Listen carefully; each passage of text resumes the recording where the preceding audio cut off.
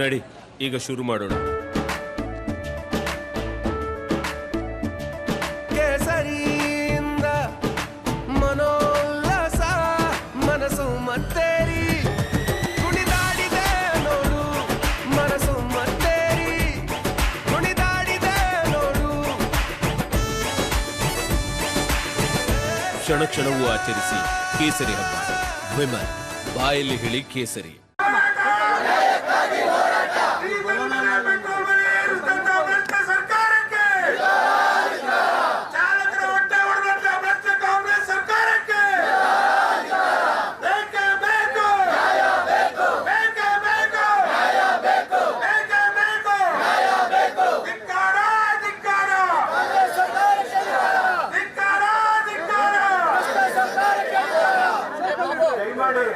ದಯಮಾಡಿ ಸೈಕಲ್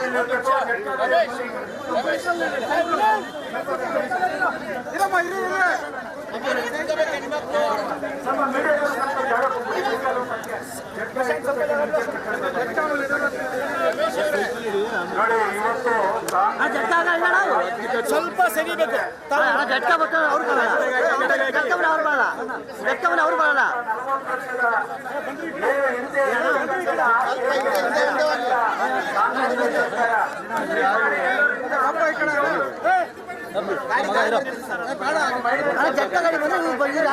ಬರಲ್ಲ.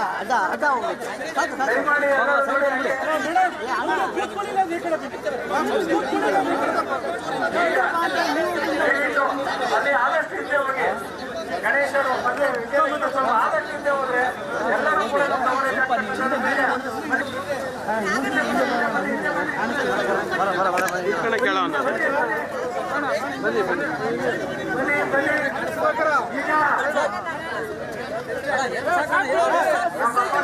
ಕಾರ್ಯಕರ್ತರೆ ಘೋಷಣೆ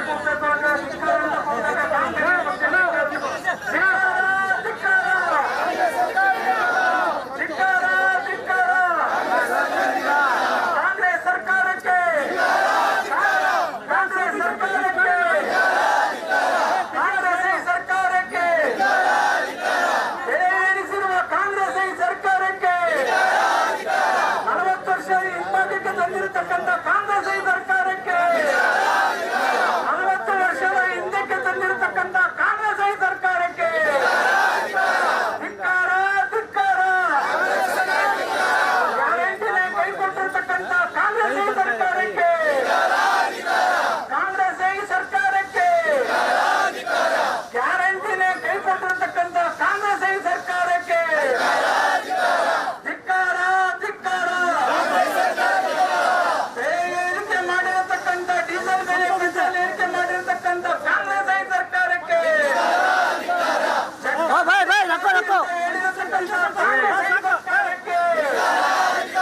ಸೈಕಲ್ ಸವಾರಿ ಮಾಡಿ ಅಂತ ಹೇಳಿರತಕ್ಕಂಥ ಕಾಂಗ್ರೆಸ್ ಈ ಸರ್ಕಾರಕ್ಕೆ ಸೈಕಲ್ ಮೇಲೆ ನೀವು ಪ್ರವಾಸ ಮಾಡಿ ಅಂತ ಹೇಳಿರತಕ್ಕಂಥ ಕಾಂಗ್ರೆಸ್ ಈ ಸರ್ಕಾರಕ್ಕೆ ಧಿಕ್ಕಾರ ಧಿಕ್ಕಾರ. ಹಿಂದಕ್ಕೆ ತಳ್ಳಿರತಕ್ಕಂಥ ಕಾಂಗ್ರೆಸ್ ಈ ಸರ್ಕಾರಕ್ಕೆ ಎಲ್ಲ ಕಾರ್ಯಕರ್ತರೆ ಯಾವ ಸ್ಟೇಜ್ ಬಂದಿದೀವಿ ಅಂತಂದ್ರೆ ಕಾಂಗ್ರೆಸ್ ಏನವರು ನಮ್ಮನ್ನ 40 ವರ್ಷದ ಮಹಿಳೆಯರಿಗೆ ಇವತ್ತು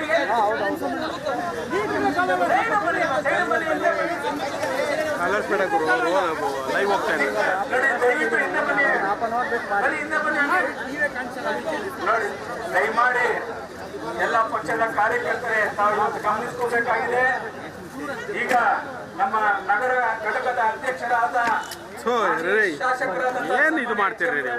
ರಮೇಶ್ ಗೌಡರ ನೇತೃತ್ವದಲ್ಲಿ ಇವತ್ತೇನು ಕಾರ್ಯಕ್ರಮ ಹಮ್ಮಿಕೊಂಡಿದ್ವಿ, ಇವತ್ತು ಅವರು ತಮ್ಮ ಮುಂದೆ ಈಗ ಪ್ರತಿಭಟನಾ ಕಾರ್ಯಕ್ರಮ ಉದ್ದೇಶಿಸಿ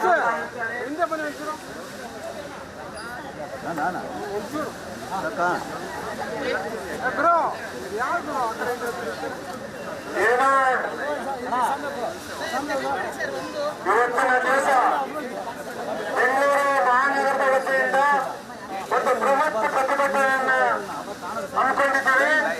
ಏನು ಇವತ್ತು ರಾಜ್ಯದಲ್ಲಿ ಕಾಂಗ್ರೆಸ್ ಸರ್ಕಾರ ಇದೆ, ರಾಜ್ಯದಲ್ಲಿ